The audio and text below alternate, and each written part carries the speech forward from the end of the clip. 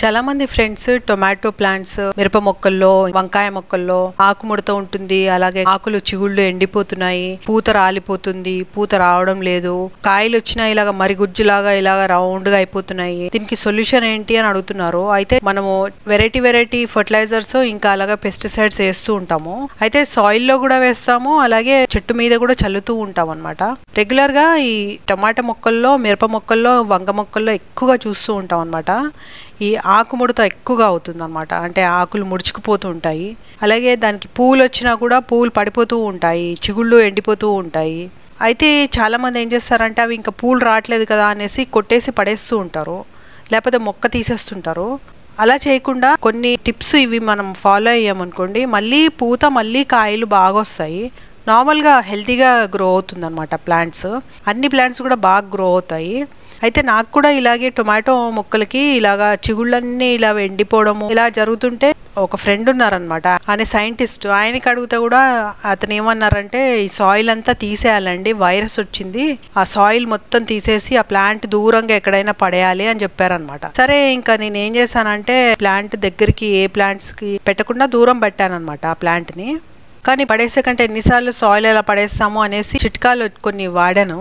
అన్నిటికంటే బెస్ట్ చిట్కా మాత్రం చాలా సింపుల్ చిట్కా, చాలా బాగా పనిచేస్తుంది అనమాట. అది టొమాటోకి ఇంకా వంకాయకి మిరపకాయకి బాగా పనిచేస్తుంది ఈ చిట్కా. ఇది వైరస్ వల్ల అవ్వచ్చు, అలాగే మినరల్ డెఫిషియన్సీ వల్ల కూడా అవ్వచ్చు. అంటే కాల్షియం డెఫిషియన్సీ ఎక్కువ అవుతుంది అనమాట. వీటికి కాల్షియం ఎక్కువగా ఉండాలన్నమాట. మినరల్స్ అవన్నీ కరెక్ట్ గా ఇచ్చామంటే ఇంకా ఆకుముడత రాదండి, వైరస్ కూడా కంట్రోల్ అవుతుంది అనమాట. ఒకవేళ బాల్కనీ గార్డెన్ ఉన్న వాళ్ళు, ఇలాంటి సాయిల్ ఊరికే చేంజ్ చేయలేము అన్న వాళ్ళు మాత్రం ఇలాంటి టిప్స్ వాడుకోవచ్చు. ఫస్ట్ మనం ఏం చేయాలంటే ఆకుముడత ఎక్కడెక్కడ ఉందో, ఎండిపోయిన ఆకులు అవన్నీ ఉంటాయి కదా, అవన్నీ కట్ చేసేసేయాలి. కట్ చేసేసిన తర్వాత అవి దూరం పడేసేయాలి. ఒకవేళ వైరస్ ఉందనుకోండి మళ్ళీ వేరే మొక్కలకి వచ్చే అవకాశం ఉంటుంది. అలాగే అలాంటి బొమ్మలు, ఆకులు అలాంటివన్నీ కాంపోస్ట్ కి వాడకూడదు, ఎక్కడో దూరం పడేసేయాలి, లేకపోతే కాల్చేసేయాలి. కట్ చేసేసి మొత్తం వాష్ చేసేసేయాలి. దాంట్లో ఏవైనా మీలీ బగ్స్ అలాంటివి ఉంటాయి కదా, అవి ఉంటే కూడా ఆకుముడత వస్తుంది అన్నమాట. సో అందుకే అవన్నీ తీసేసేయాలి. తర్వాత అప్పుడు మనం ఈ సొల్యూషన్స్ ఇవన్నీ ఫర్టిలైజర్లు అవన్నీ వాడుకుంటే చాలా బాగుంటుంది. అన్నిటికంటే బెస్ట్ ఏంటంటే సున్నం అండి. సున్నం కొంచెం ఒక చిటికడు సున్నం తీసుకొని ఒక ప్లాంట్కి 6 ఇంచెస్ నుంచి ఒక 12 ఇంచెస్ వరకు పాట్ ఉందనుకోండి, ఆ పాట్కి ఒక చిటికడు సున్నం తీసుకొని 1 లీటర్ వాటర్లో కలిపేసేయాలి. కలిపేసి ఆ సొల్యూషన్ అంతా కూడా సాయిల్లో వేసేసేయచ్చు. అదే సొల్యూషన్ స్ప్రే చేసేసేయాలి, చిగుళ్ళు వెనక, ఆకులు వెనక అంతా స్ప్రే చేసేసేయాలి. స్ప్రే చేసేస్తే చాలా బాగా అయిపోతుంది అనమాట. అది చాలా బెస్ట్ రెమెడీ. అంటే ఏది లేనప్పుడు ఇలాంటి సొల్యూషన్ చేసేస్తే చాలా మంచిది అనమాట. ఒకవేళ ఇంకా మంచిగా ఫర్టిలైజర్ ఇవ్వాలి, ఇంకా మంచి పెస్టిసైడ్స్ ఇవ్వాలి అంటే ఇలాంటివి కూడా ఇచ్చుకోవచ్చు అనమాట. సో దాంట్లో కొన్ని పెస్టిసైడ్స్, కొన్ని ఫర్టిలైజర్స్ ఈ రోజు చూద్దాము. వంకాయలు చెప్పాం కదా, దీనికి అంతా మీలీ బగ్స్ ఇంకా కర్లీ లీఫ్ చాలా అటాక్ అయింది. చాలా ట్రీట్మెంట్ చేసాము, నీమ్ ఆయిల్ స్ప్రే చేసాము, తర్వాత కింద చున్నం వేసామన్నమాట. దాని తర్వాత ఇప్పుడు కొంచెము కాయలు నిలబడ్డ తర్వాత ఇవి హార్వెస్ట్ చేస్తున్నాము. మళ్ళీ అవి కట్ చేసేస్తాము అనమాట. అయిపోయిన తర్వాత అన్ని స్టెమ్స్ అన్ని చిన్నగా చేసేస్తాము. చిన్నగా చేసేసిన తర్వాత అది ఏమవుతుందంటే మళ్ళీ కొత్త కొత్త ఆకులు వస్తూ ఉంటాయి. అప్పుడు అవి మళ్ళీ ఫ్లవరింగ్ వస్తుంది.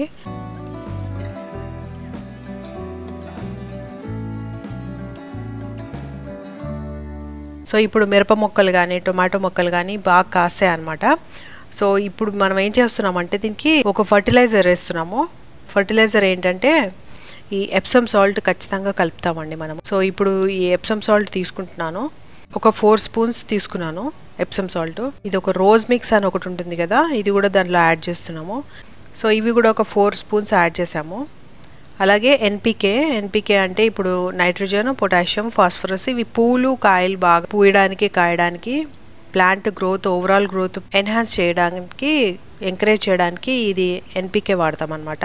సో ఇది ఒక 2 స్పూన్స్ వేస్తున్నాను. తర్వాత మస్టర్డ్ కేక్ అండి. ఈ మస్టర్డ్ కేక్ చూసారా, ఈ మస్టర్డ్ కేక్ లో కూడా నైట్రోజన్ ఉంటుంది. చాలా ఘాటైన ఫర్టిలైజర్ ఉంటుంది కాబట్టి జస్ట్ 1 స్పూనే వేసాను. తర్వాత బోన్ మీల్ పౌడర్ వేసాను. దాంట్లో కూడా ఫాస్ఫరస్ ఇంకా పొటాషియం ఉంటుంది అనమాట. ఇప్పుడు మనం ఎక్కువగా టొమాటో చెట్లు ఇంకా మిర్చికి వాడుతున్నాం కాబట్టి ఈ ఫర్టిలైజర్. దీంట్లో ఏం చేస్తున్నాం అంటే సున్నం వేస్తున్నాము. దీంతో ఏమవుతుందంటే అది కర్లీ లీఫ్ ఉంటుంది కదా, అది రాకుండా చేస్తుంది అనమాట సున్నము. నేను చాలా అబ్జర్వ్ చేశాను. సో ఇప్పుడు అంత మాత్రం తీసుకున్నాం కదా, పౌడర్ లాగా చేసేసి ఇప్పుడు మంచిగా మిక్స్ చేసేసుకుంటాం అనమాట. మంచిగా మిక్స్ చేసేసిన తర్వాత ఇప్పుడు దీన్ని అన్ని కొమ్మలు తీసేసాం కదా, ఈ మిరపకాయకి మొన్న హార్వెస్ట్ చేసిన మిరపకాయ చెట్టుకి అంతా కొమ్మలు ఆకులు అన్నీ తీసేసామన్నమాట. దీన్ని ఏం చేయాలంటే సాయిల్ని పెకిలించుకోవాలి. పెకిలించేసుకొని ఇప్పుడు మిక్స్ చేసుకునేది కేవలం 1/2 స్పూనే వేస్తున్నామండి. అంత మిక్స్ కూడా ఎక్కువగా వేస్తే ఏమవుతుందంటే ఓవర్ ఫర్టిలైజేషన్ అయిపోతుంది. అందుకే 1/2 స్పూన్ వేస్తున్నాం. మళ్ళీ కావాలంటే నెక్స్ట్ వీక్ వేసుకోవచ్చు. అలాగే ఈ టొమాటోస్కి ఏం చేసాం, మనం దీన్ని ట్రిమ్ చేసాం కదా, అన్ని కట్ చేస్తే ఏమవుతుందంటే పక్క నుంచి ఎక్కువ వస్తాయి. ఆ పాట్లో కూడా మనం 1/2 స్పూనే వేస్తున్నాం అనమాట. సో ఈ టొమాటో కూడా ఇలాగా చిన్న కాయలు ఉన్నప్పుడు ఈ ఆకులన్నీ ఎండిపోయేవి. సో ఇవన్నీ తీసేసి డ్రై అన్ని లీవ్స్ అన్నీ కట్ చేసేసి ట్రిమ్ చేసేసి తర్వాత ఈ చిన్న కాయలు ఉన్నాయి కదా, ఇవి అస్సలు పెరగట్లేదు, ఎన్నో మంత్స్ అయిపోయింది ఇలాగే ఉన్నాయన్నమాట. దీనికి ఇప్పుడు ఈ ఫర్టిలైజర్ వేసిన తర్వాత ఈ పెద్ద కాయ వచ్చింది. తర్వాత పూలు కూడా వచ్చాయి, 2-3 పూలు వచ్చాయి. పూలు వచ్చిన తర్వాత ఇంకా ఆర్టిఫిషియల్ పాలినేషన్ చేసిన తర్వాత ఈ కాయ నిలబడింది అనమాట. చిన్న కాయల బదులు ఇప్పుడు పెద్ద కాయ వచ్చింది. సో ఇలాగా డెవలప్ అయిందనమాట. ఇంకా వేరే ప్లాంట్స్ కూడా ఇలాగా చిన్న పూలు, మళ్ళీ ఫ్రెష్ పూలు వస్తున్నాయి, చిన్న కాయలు కూడా వస్తున్నాయి. మిర్చికి కూడా చున్నము ఇంకా ఈ ఫర్టిలైజర్ ఉంది కదా, ఇది కలిపి వేస్తే చాలా ఎఫెక్టివ్గా ఉందన్నమాట ఈ ప్లాంట్స్కి. కర్లీ లీఫ్ లేకపోతే పూత రాలిపోవటాలు, లేకపోతే ఈ పూత వచ్చిన తర్వాత కూడా కాయలు నిలబడకపోవటము, అలాంటివన్నీ కూడా తగ్గిపోయాయి. ఇప్పుడు మాకు మంచి హార్వెస్ట్ కూడా వచ్చింది, గుత్తులు పూలు వస్తున్నాయి. అలాగే దీనికి కూడా అలాగే మేము సేమ్ ఫర్టిలైజర్ యూజ్ చేసామన్నమాట.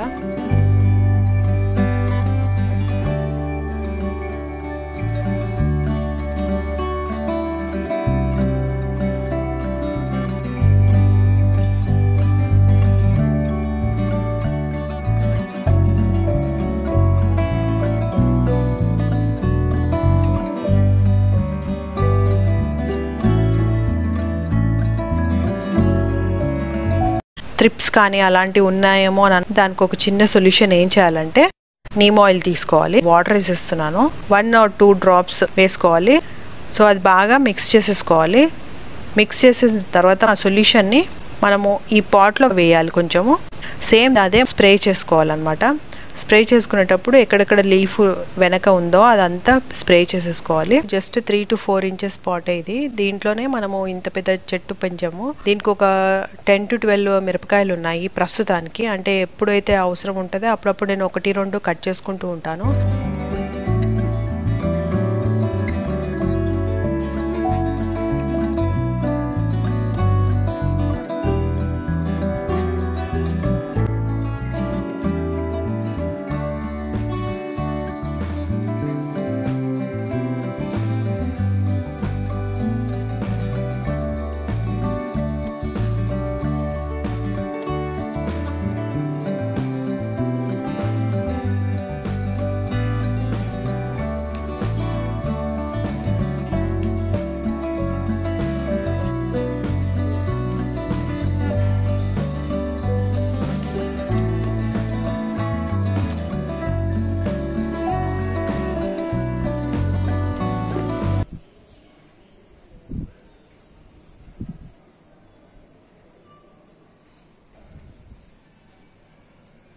ఫ్రెండ్స్, మన చిన్ని బాల్కనీలో బజ్జి మిరపకాయలు పండాయండి.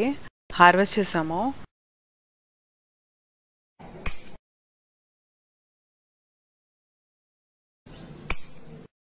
కొన్నే వస్తాయి కదా, అయితే 2-3 daysకి అలాగా కట్ చేస్తూ ఉంటాం అనమాట. సో ఈసారికి ఇన్ని వచ్చాయి, ఇంకా తర్వాత ఫ్లవర్స్ ఉన్నాయి.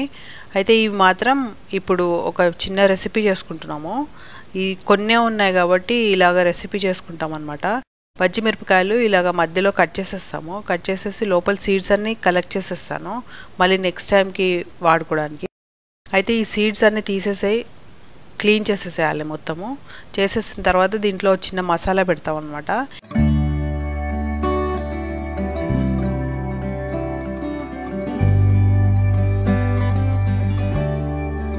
ఈ మసాలా ఏంటంటే ఒక చిన్న బౌల్ తీసుకోవాలి. ధనియాల పౌడరు, జీలకర్ర పౌడరు, ఇంకా కారం, అలాగే కొంచెం ఉప్పు, పసుపు, కొంచెం షుగరు, అల్లం ఎల్లిగడ్డ పేస్ట్, ఇంకా అలాగే ఆనియన్ పేస్ట్ ఉంటే టేస్ట్ ఉంటుంది. చింతపండు, ఇవన్నీ కూడా శనగపిండిలో కలపాలన్నమాట. కొంచెం ఒక 3 స్పూన్స్ శనగపిండి వేసాను.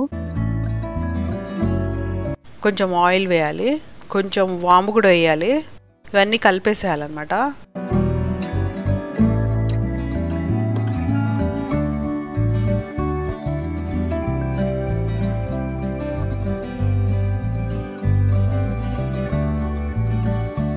బాగా కలిపేసిన తర్వాత పేస్ట్ ఉంది కదా, మిశ్రమము మిర్చి లోపల పెట్టేసేయాలి.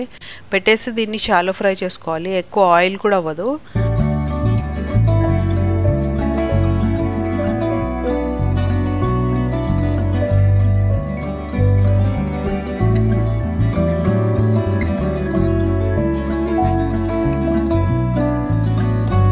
కొంచెం ఫ్రై అయిపోయాక తీసి తినేయచ్చు అనమాట. ఓన్లీ రైస్తో, వేడివేడి అన్నము ఘీ రైస్తో తింటే కూడా బాగుంటుంది, లేదా పప్పుతో తింటే కూడా బాగుంటుంది. చాలా టేస్టీగా ఉంటుంది అనమాట. సో మన ఇంట్లో పండిన బజ్జి మిరపకాయలు ఇలా కూడా చేసుకుంటాం మేము.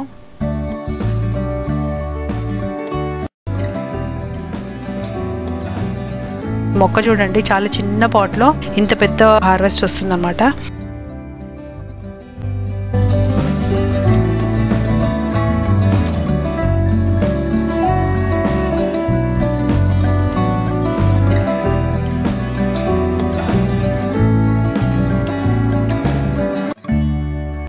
ఈ మిరపకాయలు బజ్జి మిరపకాయలు అనుకుంటా చాలా పెద్దగా ఉన్నాయి, కానీ దీంట్లో చాలా హార్వెస్ట్ వస్తుందండి. టూ మచ్ హార్వెస్ట్ వస్తుంది ఈ మిరపకాయ చెట్టు అయితే. పెద్ద మిరపకాయలు ఇవి.